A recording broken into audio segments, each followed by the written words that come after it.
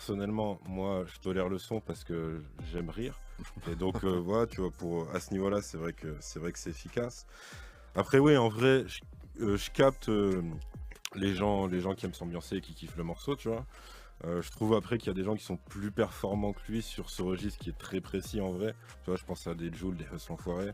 Donc je comprends aussi les gens qui sont, tu sais, qui sont consternés parce que si après 25 ans de carrière, t'en es réduit à faire du Jul avec 4 ans de retard et encore, Gims faisait déjà des reprises comme ça de ce genre de tube pop en 2014. Donc c'est vrai que c'est un truc qui arrive quand même très très en retard.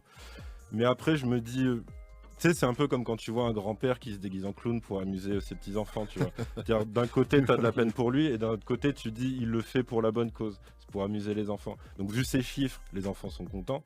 Donc, ouais, c'est cool pour eux. Après, c'est tout ce que, tu vois, c'est dur, la crise de la quarantaine. Et moi, personnellement, je préfère que ces rapports aux mineurs se limitent à la musique, tu vois, déjà, parce que il y a déjà eu R. Kelly là-bas, tu vois, c'est pas la peine de rééditer et tout, même si je sais qu'il admire beaucoup les États-Unis. Je te dirais, ce qui est un peu triste, en fait, c'est plus son public, parce que je pense qu'il n'y a rien de pire pour un artiste que d'être entouré de gens qui valident 100% de ce que tu fais tout le temps.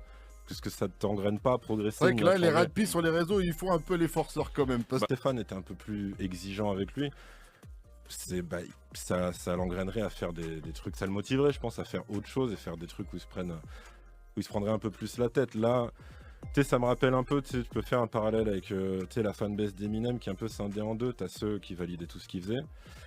Mais en fait, ceux qui l'ont engrainé à se dépasser, à revenir un peu vénère, en fait, c'est ses détracteurs. C'est pas du tout les autres. Parce que je veux dire, quand t'es entouré de suceurs toute la journée, bah, bon, déjà, ils peuvent rien dire, parce que bah, tu peux pas dire des trucs pertinents quand t'as la bouche pleine. Mais en plus de ça, il y a aussi le côté, c'est vachement sclérosant. C'est-à-dire que t'as pas de défi, en fait. T'es jamais en danger, t'es jamais challengé, il y a rien. Donc, c'est plus ça, en fait, qui me fait peur pour ce qui s'apparenterait à son dernier album que, euh, que Rappy World en soi, parce qu'en soi, dire c'est un truc, tu vas l'écouter bourré en boîte quand ça aura réouvert, tu vas faire ouais, c'était sympa, puis après ce sera fini.